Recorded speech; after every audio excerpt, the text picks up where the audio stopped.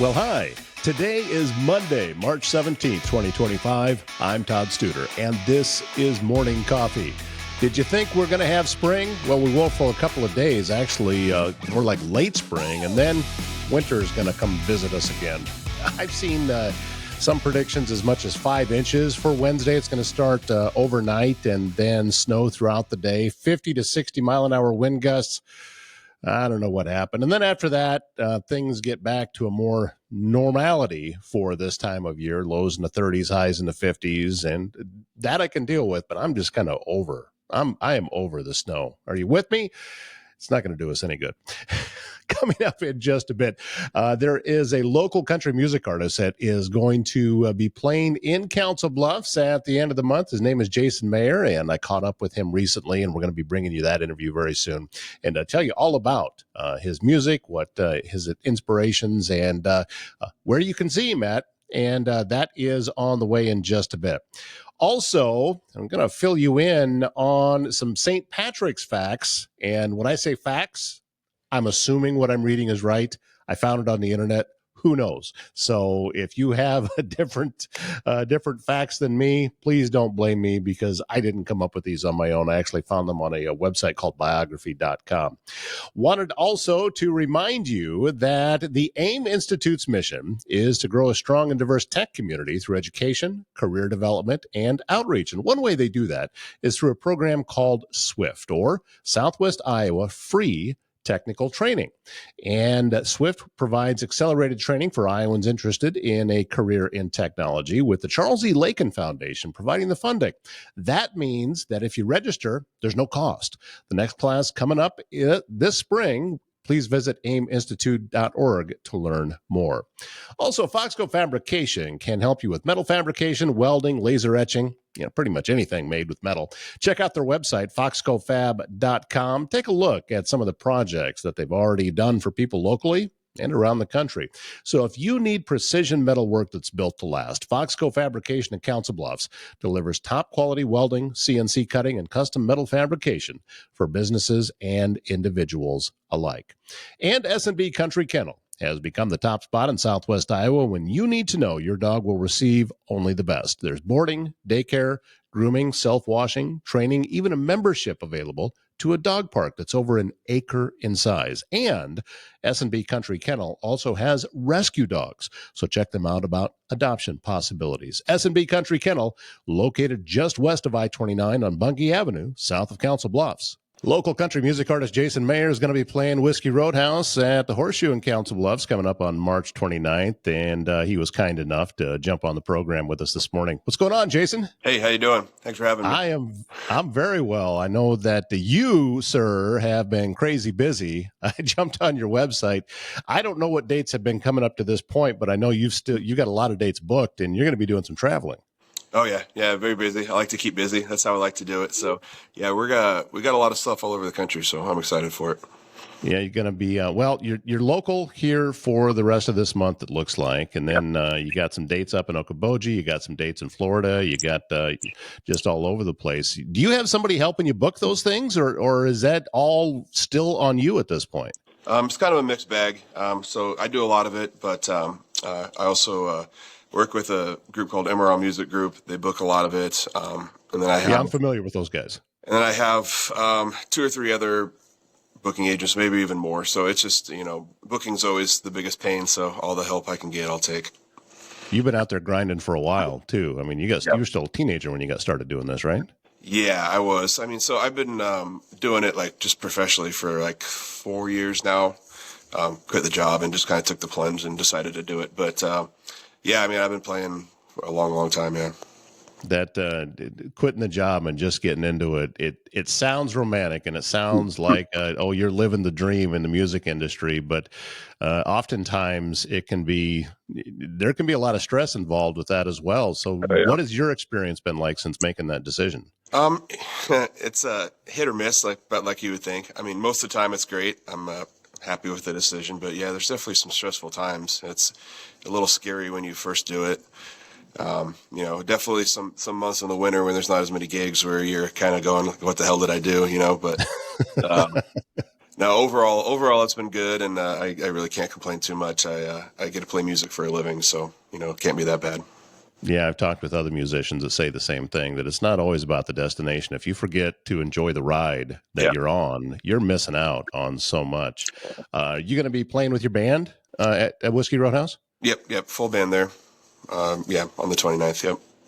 Okay, that'll be cool. How is that typical that you're touring with them all the time, or is it just sometimes just you, or how does that work? It's mostly the band. I mean, so like previous years, I've done acoustic tours, and I've done about half and half kind of solo shows versus band shows. But this year, it's going to be almost all full band. I've decided. So I'll do an acoustic thing here and there. Our trip down to Florida is going to be an acoustic trio thing, but I'll still have a couple of the guys with me. So yeah, it's a lot better show. It's a lot more fun, and that's kind of just the next level, I guess. So that's kind of what I decided.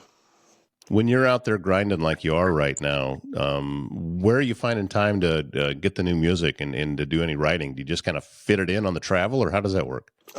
There's always time. I mean, I love writing, so that's I don't really have to work too hard to do that. But yeah, I mean, I write at home a lot when I'm here, and then on the road when I can, I will. Usually, what I'll do with that is I'll bring kind of some songs that I have mostly completed to the guys and kind of get their thoughts on them, and they'll usually end up putting their input, and it kind of makes the song better. So that's kind of what I save for the road.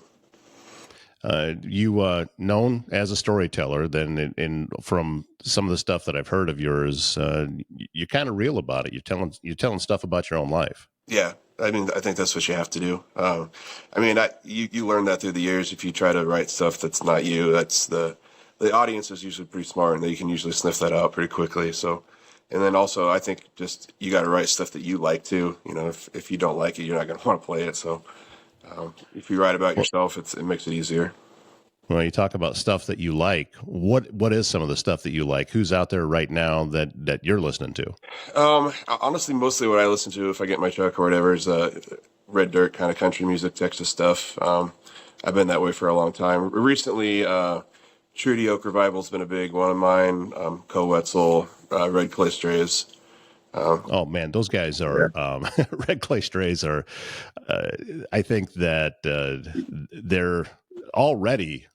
I saw they're playing a date out at Red Rocks, and it's like tickets are really hard to come by. It's insane. About $400 or $500. They blew up like overnight almost. I mean, they were playing. They would come to Omaha every year and play, and hardly anybody would come see them, and nobody knew who they were. Now they're massive. So yeah, well, and I think with that ties right into what you were saying before about being authentic, because those guys are authentic. You're authentic. That is what people respond to, and my belief is it's not always that they truly understand why it is they're connecting to you, but it's that authenticity that is what's making the connection with you and your audience. Yeah, absolutely. I think, especially in today's day and age, I think people are just desperate for anything real. I think that's why people like podcasts and stuff like that.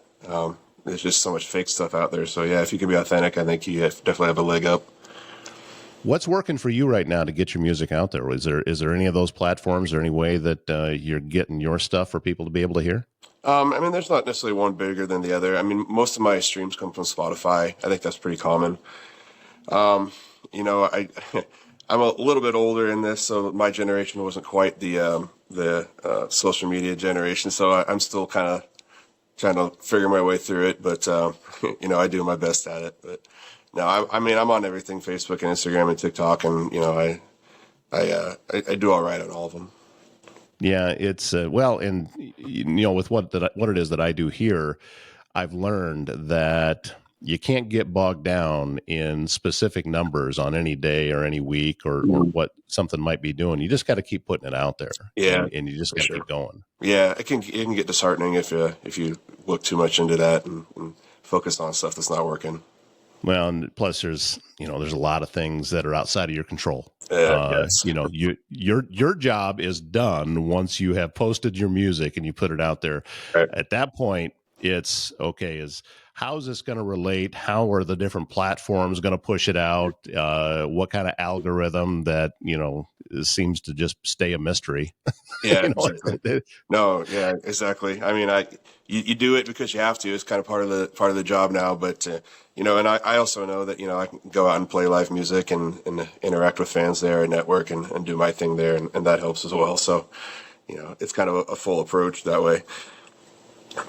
Have you always, even going back to when you were a kid, has it been country music with you?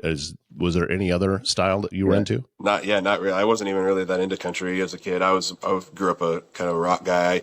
I used to listen to all my dad's old classic rock albums and stuff. Zeppelin and AC/DC and Neil Young and all that stuff. So that's really what I grew up on. I used to be in rock bands, and then really, I mean, I like country, but I didn't listen to it that much. But it was really like I said, the Red Dirt Texas scene. My friend introduced me to a cross Canadian ragweed, and I fell in love with them, and I was like, oh, like this can be country, okay. And then from there, I kind of just started listening to other bands, and fell in love with it. So that's kind of how I got going on this.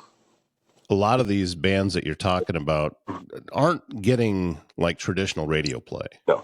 That's not where they're at. But I think that over the past 5-6 years, maybe, or maybe a little bit longer, we're seeing people's music taste not depend so much on that medium, and they're just naturally gravitating towards what's good. Is that your opinion too? Yeah, I think so, for sure. Kind of like what I said about people just wanting something real. And, radio is not as important. People don't listen to that as much. So I think that helps too. You get, Spotify or YouTube or whatever you're listening to music on, you're able to find anything. So I think if you find one or two bands that you like and you can kind of just, find what's similar to that, and then everybody just kind of develops their own kind of taste after that. How far out are you booked right now, Jason? Is it going quite a ways? Yeah, I mean, a lot of the year. I'm through October. I'm kind of saving the last couple months for we're working on a Europe tour, so hopefully that can pull through. Is that going to be your first trip there? That would be our first, yeah. So yeah, we're just kind of waiting on details on that. So that's definitely something I'm anxious and excited about. So hopefully that works out. Yeah, that's there's a lot of moving parts to pull something like that. So you got to have good people around you. How's that sitting for you? Yeah, exactly. Yeah, I mean, I'm not doing much of that. Like you said, that's kind of above my pay grade. So that's MRL and some of those guys, and some people that I know that know more about the industry than I do. So they're all working on that right now. And so just hoping for the best on that. All right. So for anyone who is going to be seeing you at Whiskey Roadhouse at the Horseshoe in Council Bluffs on March 29th, what kind of show can they expect? What are they going to see? Man, we're upbeat. We like to have fun. We'll do a bunch of the originals, but we'll do a bunch of covers that we like to. And, we mix it up. Like I said, I'm a kind of a rocker too at heart, and a lot of us have been in rock bands. So we'll do a lot of rock. We'll do some classic rock. We'll throw some rap in. We'll do some fun stuff. So you're doing rap? Yeah, a little bit here and there. Yeah, we do some Gin and Juice by Snoop Dogg, and we have a couple of like medleys we do where we throw in just a bunch of different parts of rap songs and stuff. So people always seem to like that.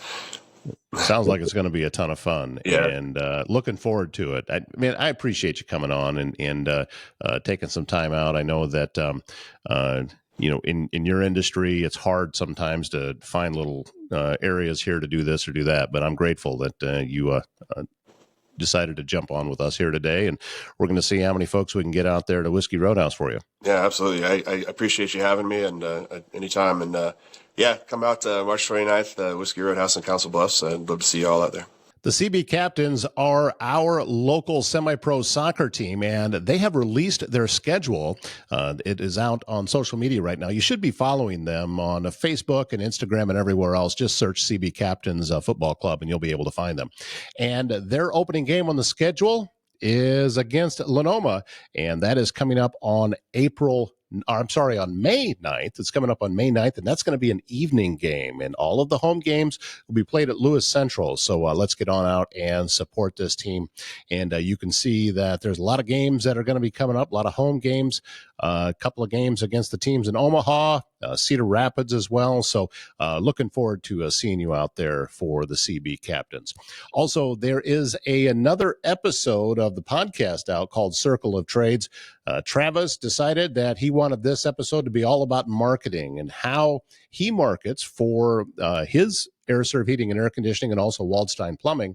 So I'm on the podcast with him, and he also has Christina Stanley, his other marketer, on that podcast as well. And some really interesting stuff. So I encourage you to take a listen or take a watch. You can either way. It's on YouTube.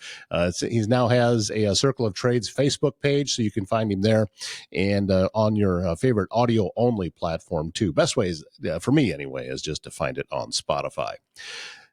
Also, want to let you know that GT Motors in Council Bluffs, well, they've got cars that are and trucks that are constantly being switched out on the lot because they're adding new vehicles 2, sometimes 3 times a week. You can check out their inventory at gtmotorscb.com, but probably going to want to stop by the lot on 21st and Broadway in Council Bluffs because those vehicles, as I said, are changing every day. And sometimes it takes a day or two before the vehicle shows up on the website. You got to take the pictures and get it posted and everything. And sometimes they're just so busy out there that the best way to do is just to stop out on their lot, especially because they provide on-site financing. That's GT Motors, 21st and Broadway in Council Bluffs. Well, as I mentioned, I was going to pass along a couple of facts, and I'm saying facts about St. Patrick's since this is St. Patrick's Day.